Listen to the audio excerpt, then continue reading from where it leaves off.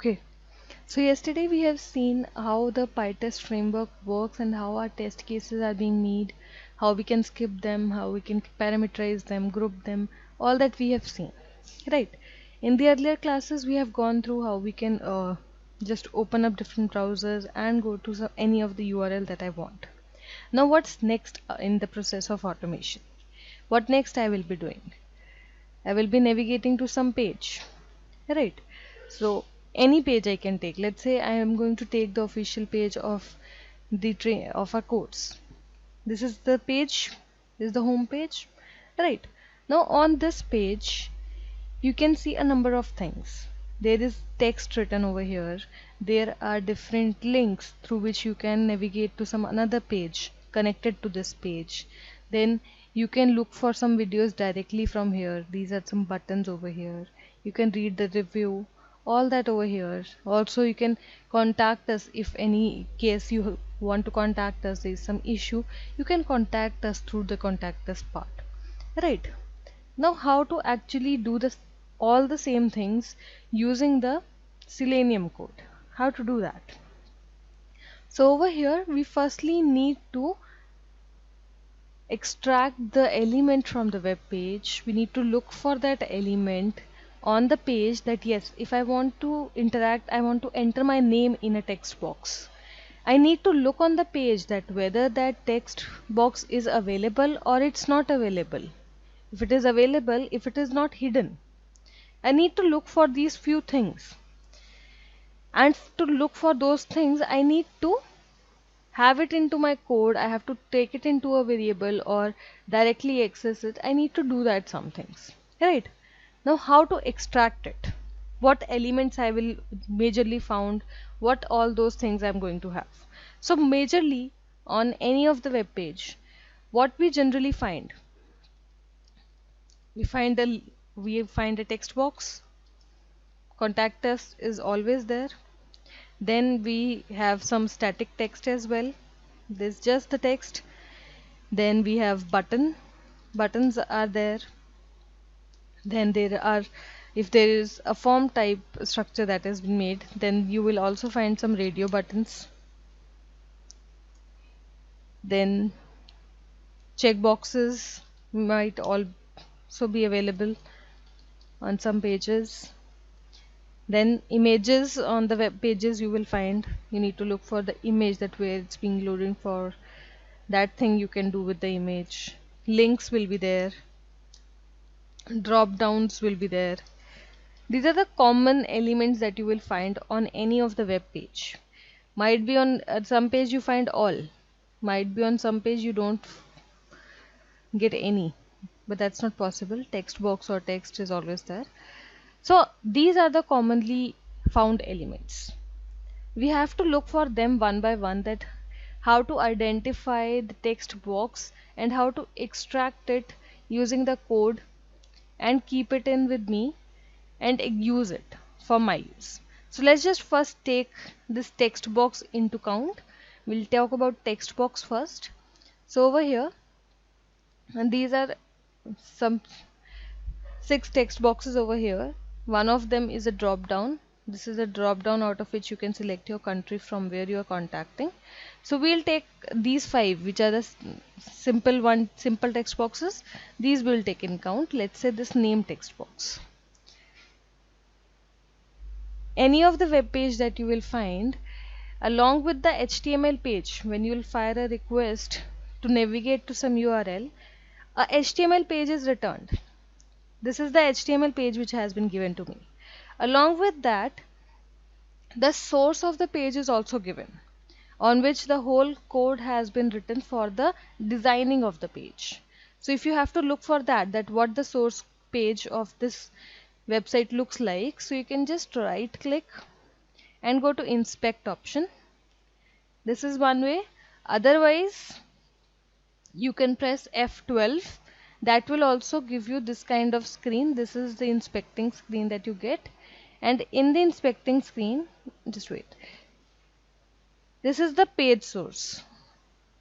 This whole is the page source of the page that you are looking for. All the designing that has been done, the CSS has been put, the JavaScript has been put, All the code has been over here on this page. You can look for that easily. Right. Now over here, I'm not talking about CSS or JavaScript. That's not of my concern while extraction. What I need to have in concern is the HTML part. HTML consists of tags, different tags. So that is what I have been concerned about. So you can see over here, the text which is in the purplish shade, they are the tags of HTML that has been used. Script tag, div tag, then we have a tag, span tag. All the text in purple that you can see, these all are tags, different tags. They can be repeated as well. There is no restriction over repetition. That could be done. Along with this tag, you find one more property, that is the some has class, some has ID, some have href. Likewise, some properties are also given. These properties are given uniquely to elements so that they can be identified easily on the page. Right, we'll come to this, that what these properties are, what these properties are. Right now I'm not going into it. Let's talk about the tags first, and then we'll come back to the properties. Properties or attributes, you can take any name, preferably attribute is used, so we'll take it attribute only. Right, that was the page root. It is very big. You have to look for your own element which you want to take out. I want to take out this name text box. So I'll right click over the text box, and I'll click inspect. So what will happen is that only source of the page will be highlighted for this text box, like in this blue shade you can see, this way. Now talking about how to identify it, what is the difference between this whole line. So tag, I have told you, in the purplish you will find the tag. So for a text box, as many as text box you are going to see on the page, they are going to have the same tag, that is the input tag. So I'm going to keep it down noted over here as well, so that in future if we want to refer to it, we can.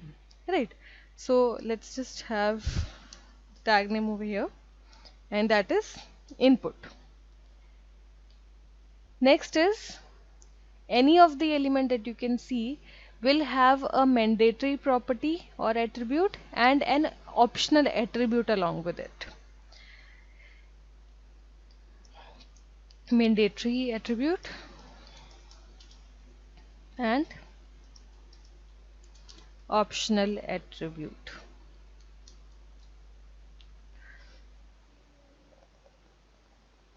Now if we talk about the mandatory attribute of a text box, so over here this is the page source for name text box. This is like this. It has input tag, property are type, value required name, class, ID and placeholder. These are some properties. If I look for the another text box, let's say email. So email also has the input tag. It also have the property type. The value is changed, but the type property is still here. Let's talk about contact number. Again, input tag, type is equals to value given, text.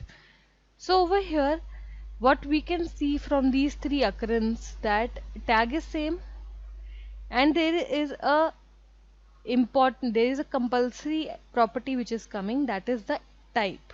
That what type of input tag this is, because there can be a number of types of input tag.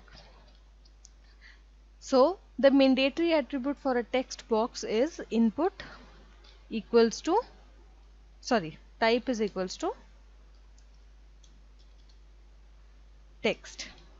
Now the value can be changed. In some cases people keep it as email. We have seen that as well, that people keep it as email or like that, but generally you will find it as text only on mostly of the text boxes. So we are going to keep it as text only. Others can also be there, but this is fine.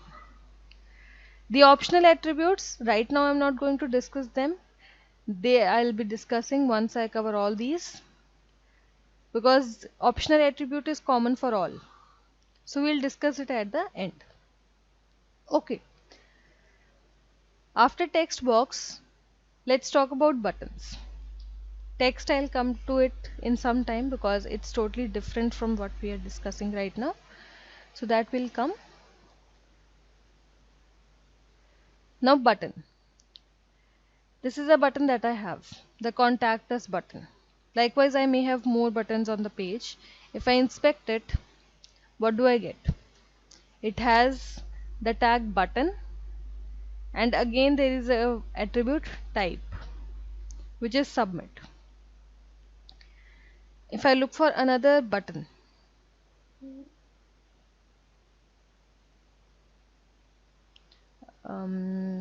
let's say this is a link, I guess. Yeah, this login button. This is also a link. Okay, unfortunately we just have one button on the page, this one. So over here the button can have two tags. One is button, which is being used over here, and another one can be input again. Input tag is also used for buttons, but type will be same for all buttons, which will be submit. Because ultimately what buttons do, where buttons are generally coming, I have a form, I'm logging into something. After that I have either a link or either I have a button to proceed further. I'm signing it, a button. Taking a full form data, collecting it all and passing it ahead to the next page. That is what a button does, right? So that is something, submitting something from one page to another. So that's why on that sense type has been given a value to submit. So it can have tag as button or input, and mandatory attribute will be type equals to submit. Radio buttons. Radio buttons are also one of the same kind, just that the value changes for the radio buttons, the type attribute changes. Over here I don't have a radio button, so let's just talk about some another page. Let's say I will take facebook.com. If I try to create a new account, I have the radio buttons over here, right? And I also have a button, so I'll inspect this as well. So you can see over here button type equals to submit again. So type will be same, tag name could be different. Now talking about the radio button, if I inspect this, what tag I get? Now I need answers from your end as well, that what is coming and what's not coming. Okay, so what tag do I have for radio button? Input. Yes. And what's the mandatory attribute that you can see over here? Type. Type radio. Yes, type radio. Radio buttons will have the type radio with it. The mandatory attribute value will change. Now you can see three different elements we are talking about, but the tag name could be input. That is why it has been specific that what will be the type. That is important. So we can conclude from here that this will be the tag and this will be the type. Checkboxes also the same. Input tag will be there and type will be changed. So here I don't have a checkbox. So let's just go on to rediff.com. Over here I have one checkbox. This checkbox you can see keep me signed in. If I just inspect this checkbox, what do I get? The tag name and the mandatory attribute. Type checkbox. Type checkbox, because it is a checkbox, it's a property, right? So over here tag name is again same, input. Mandatory attribute is checkbox. Okay, now these are the four same kind of elements. What next we are going to discuss is different from the elements we have discussed so far. That is the image. Now let's take an image out of the page. Over here we might be having a image. Let's say this logo is an image itself, so this is being highlighted. So over here for image, all the images that you will see on the page will have a tag name img, the short form of image, and the mandatory attribute will be src. Now what this src is holding, it will hold the location of the location of the source from where that image is being loaded. It might be from some URL, from Google you are picking it up, or any some place that you have kept. From there the location will be coming and will be kept in the src tag. You can just click on that link and you will be routed to the source of the page, source of the image. That is what image is. Tag will be img and mandatory attribute will be src. Same kind of element we look on the page is links. Links are also some kind of same with the image. So if we take a look at any link, this is a link itself. So this is a link. It's not having any value. Let's just take it to, this was a link. Yeah. And this is a link. It has a tag A. It is also called anchor tag. And the mandatory attribute to this will be href. And this href is going to hold the value.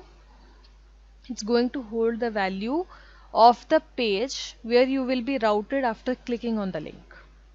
You will click on this login button, you will be routed to some another page. That URL or that address will be stored in this href link. If it is blank, it can be blank. If it is blank, that means you are not going to go anywhere from the page. You are going to stay on the same page. Like if we talk about this home, I'm already on the home page. Where I'm going to route, I'm not going to be routed to anywhere. It's giving the same. Otherwise, if I look for Selenium C#, you can see over here href hash. That means if I'll click on this link, I am not going to go anywhere. I'm going to stay here only. It could be blank as well. But this tag will be there with the link. So tag is A or anchor tag and the mandatory attribute is href. Coming to drop downs. Now this is something that you need to understand and keep in mind for future as well, that what are drop downs and how you can differentiate the drop downs. Right. So let's just go on. We have a drop down on the page. Select country. You can select the country from here. If I inspect this text box,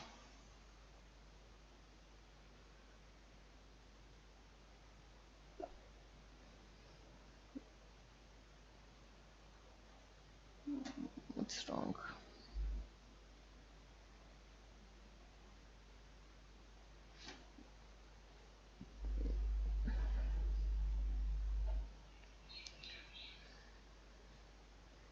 So over here, this has been highlighted. What's the tag over here?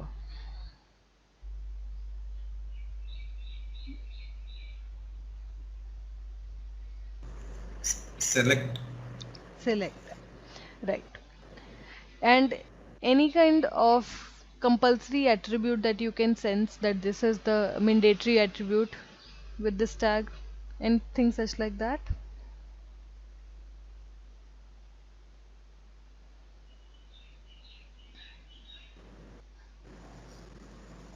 So it will be name will be mandatory attribute here.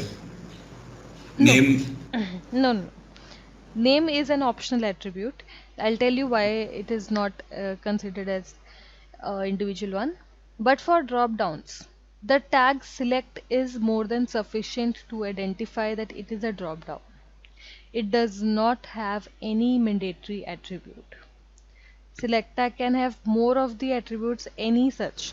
It has class, name, ID, all those. It can have more as well, but does not have any mandatory one because this tag is sufficient. What this tag holds? Inside this tag, there are another tags which are storing the value of the countries. Option tag, and the value is given to that option tag. That what's the value? This is the value. This is the value, and so on and so on and so on and so on. As much as countries I have, it will have that list over here, like this. So keep in So mind. is it? I Yeah, have a question, Jaspreet. yeah. Suppose we have a lot of drop downs on the web page, correct? So when we are selecting Hmm. exactly the particular one, so Hmm. do we use the index or something like, or you are showing the option values, correct? So do we use the index, or how we can consider index? Like index is the best one to identify the exact radio button, right? Because as you are telling, we don't have mandatory attribute here. Hmm. So what is the easy way, like directly to identify? Suppose we have 20 radio buttons on a page. I want to select only one exactly. I don't want to. The code should always should perfectly select that one only. So what is the mandatory attribute we can give for a radio button?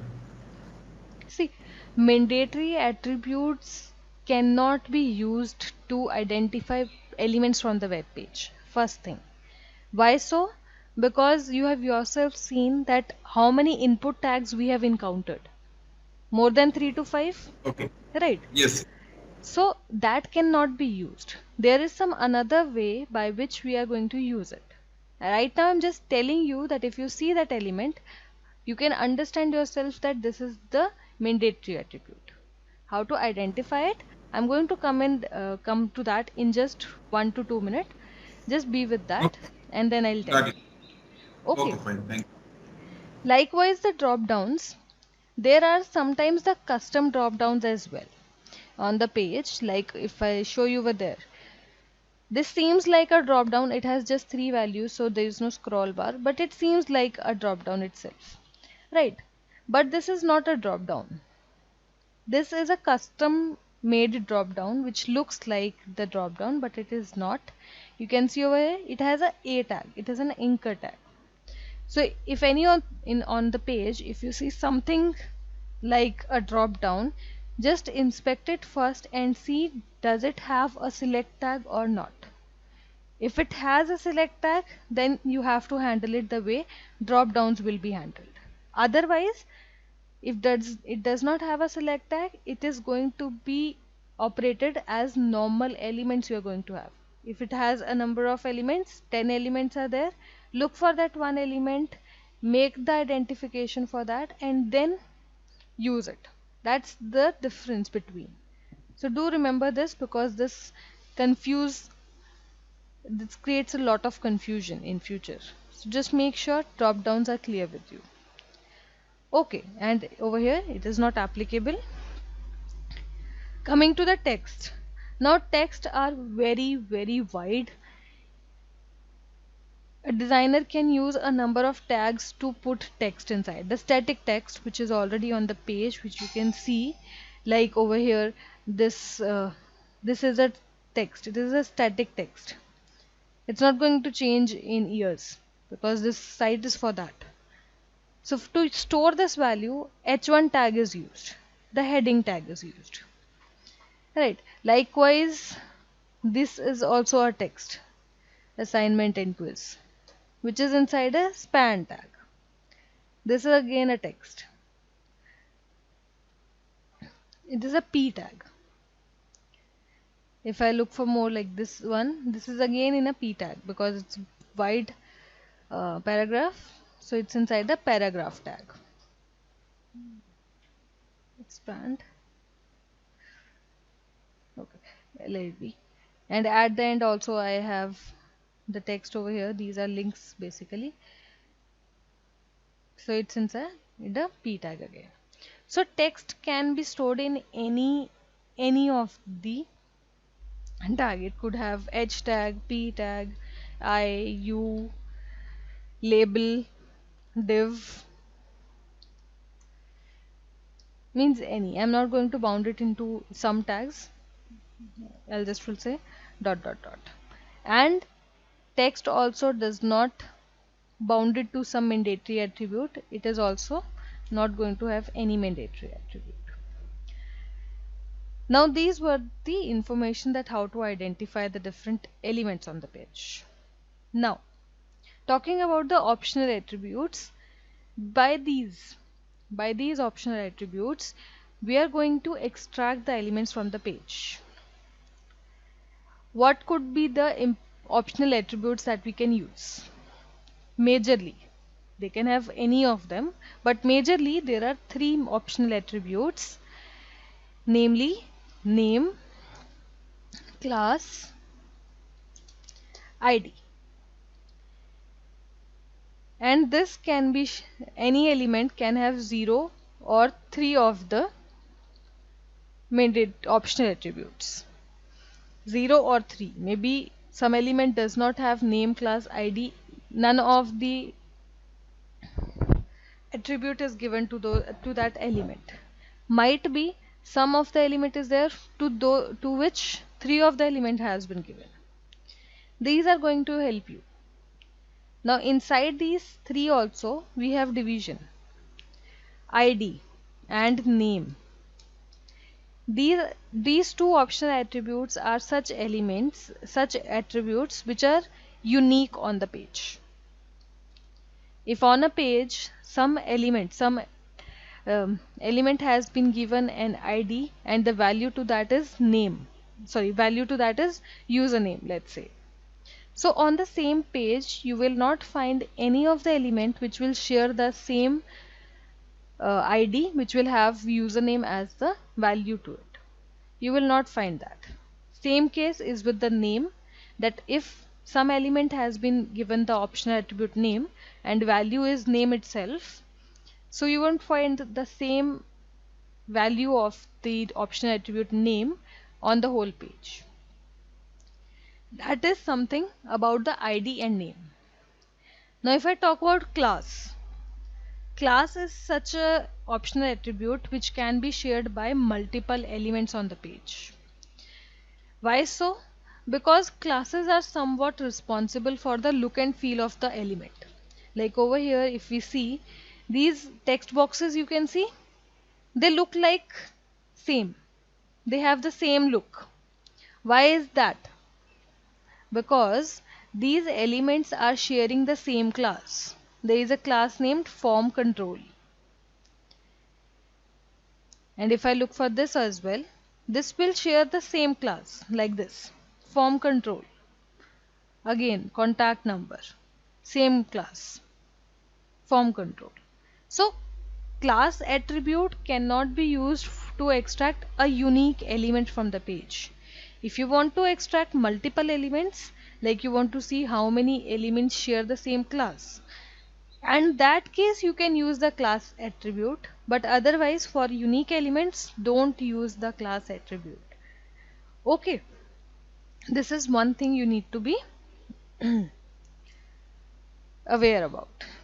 Now talking about how to actually use this attribute ID or name to extract the element from the page. How to do that?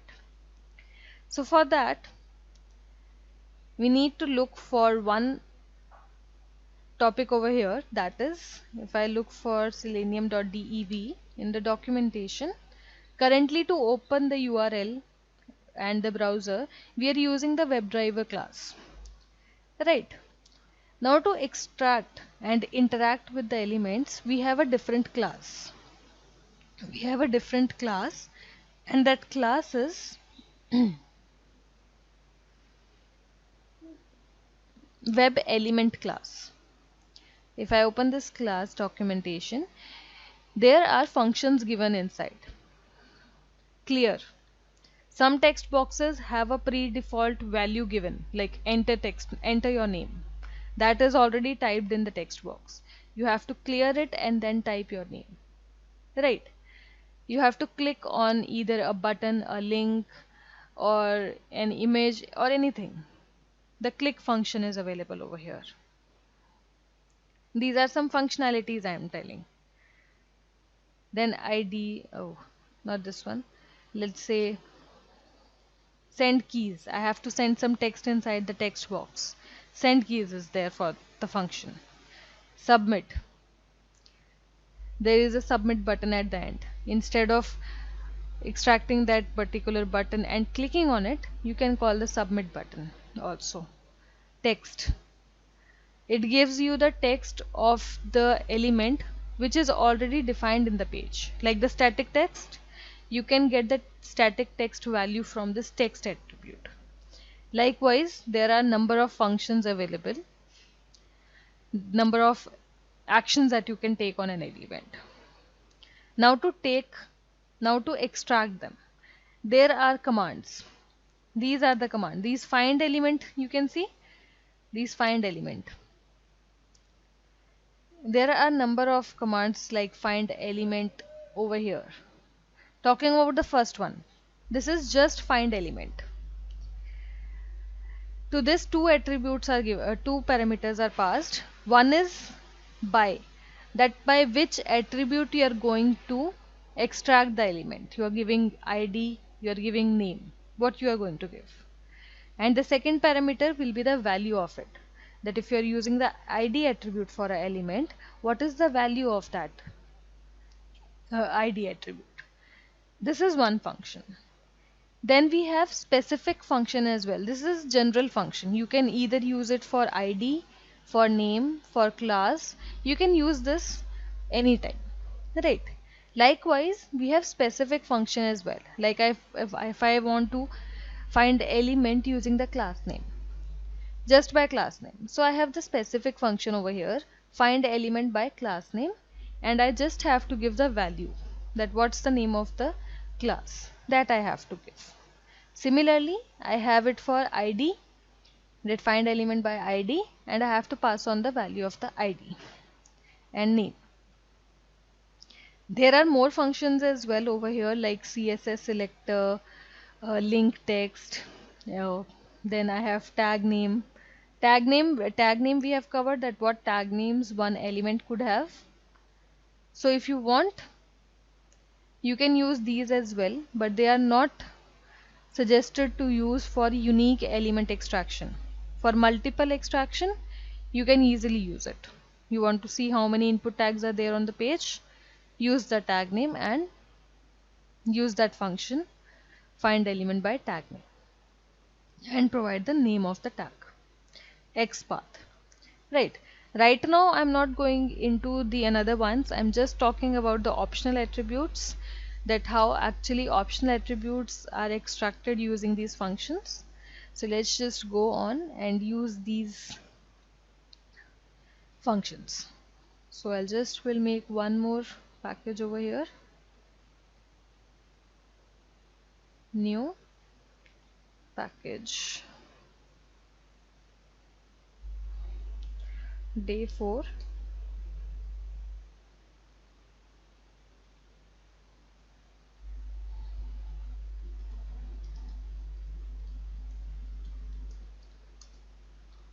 So initially what we have to do is we have to open up a browser, we have to navigate to the URL, and then we will be able to go on with the element extraction. So let's just have that driver equals to WebDriver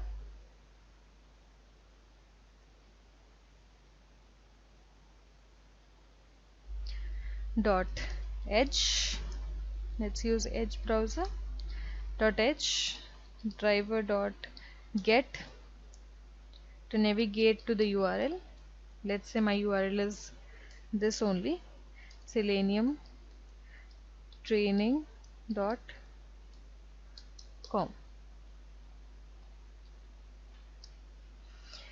Now I'm going to extract, I'm going to take the action on the element now. So let's say I want to look for this email text box. Firstly, I'll take this email text box. So what optional attributes it has and what's the value to them, one by one.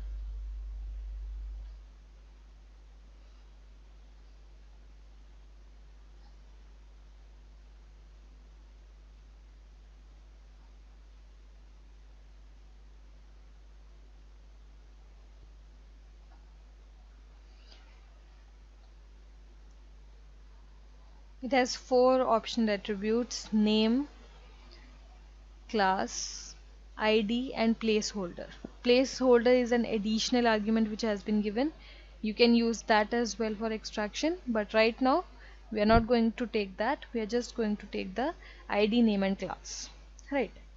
Now I'm not extracting multiple elements. I'm extracting single unique element. So I will be going for either the ID attribute or the name attribute. So let's say I go for it with name attribute first. Name attribute has the value email, so I'll copy that from here and I'll say driver dot find element. First we'll take the look at the generic one, that's how the generic one goes on. So this is the function.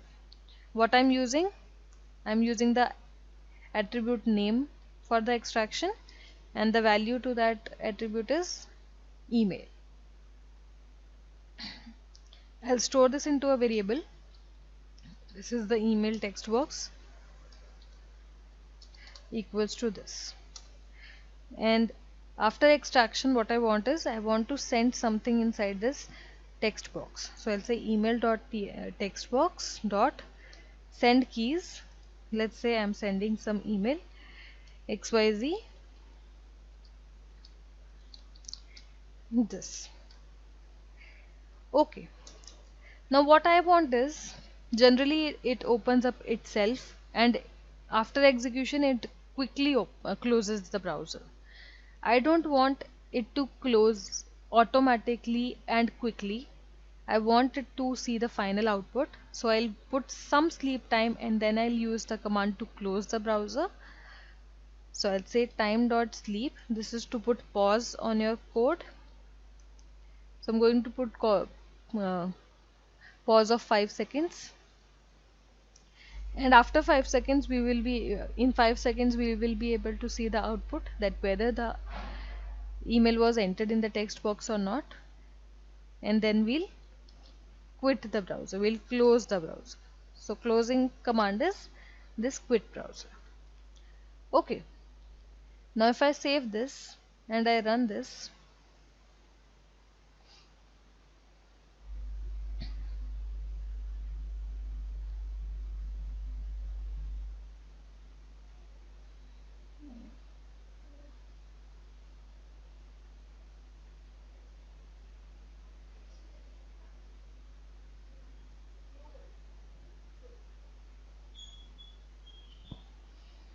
so over here I have been navigating to this URL, and in my text box which I wanted to take action on, the email ID got entered like that.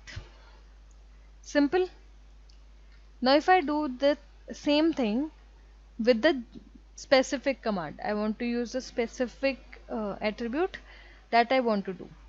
So I'll say driver dot find element by this time let's use ID attribute. So I'll take on the ID. What's the ID? User email address. So I'll do this, I'll save this and I'll run this.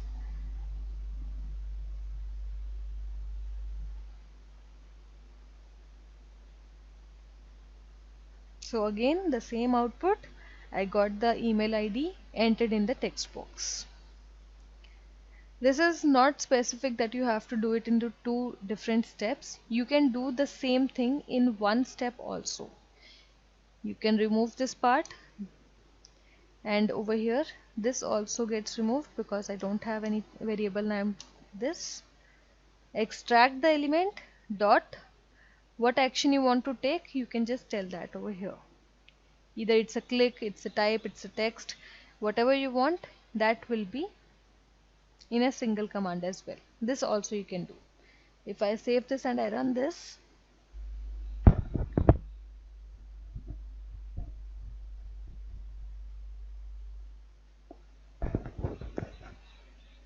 same output.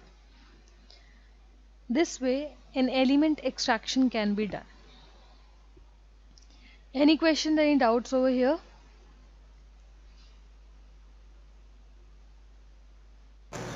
I'm good this time. Okay. From anyone else? No, I'm good too. Okay. Yeah, I'm good too. Okay. So this is one part by which we can extract the elements from the web page. This is one way. There is one more type of scenario that comes up, that in any case some element does not have any of the optional attribute. I said an element can have 0 or more of the elements, right? So what we will be doing in that scenario? So for that scenarios, for those elements, we have different types of locators that we can make. We call them locators because we are making it ourselves to locate the element from the page. And those locators are, there are two of the locators that we use: XPath and CSS selector. These are two locators that we use, and these require proper understanding that how it starts from creation, what tools we can use to help them making our XPaths or CSS accurate. But I'm not covering that in this class because it needs proper time. We'll cover this in the next class, that is on Monday. So till the time, to practice this, right now this is a loosely packed code that I have written. Try doing the same thing in the test case. Make a test case of your own. Do the same thing in your test case. Try the same thing in the test case and loosely packed code as well, and see how it reacts, how it goes on. Okay? Will be good? Sure. Yes. Yes, yes.